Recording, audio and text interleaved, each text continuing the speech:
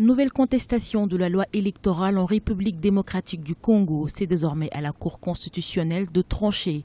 Avec 68 signatures, des députés et sénateurs ont saisi ce lundi 15 janvier l'instance pour inconstitutionnalité des dispositions de cette nouvelle loi promulguée le 25 décembre 2017 par le chef de l'État Joseph Kabila. Les opposants dénoncent le seuil de représentativité d'au moins 1% qui, selon eux, viole l'article 101 de la Constitution. L'article 101 de la Constitution reconnaît comme catégorie qui peuvent se porter candidats des Congolais qui sont dans des partis politiques, mais aussi des Congolais indépendants.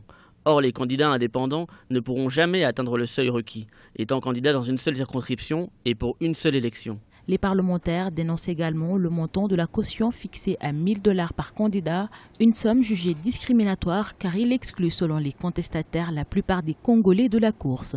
Mais pour le gouvernement, ces nouvelles dispositions visent à rationaliser le processus électoral.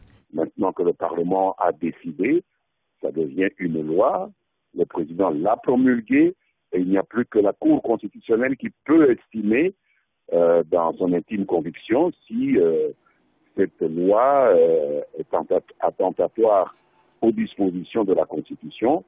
Mais moi, je pense que non. Je pense que mettre les conditions, ce n'est pas du tout attentatoire, puisque pourquoi est-ce que 250 $ pour être candidat serait conforme à la Constitution et 1 000 $ serait attentatoire à la Constitution?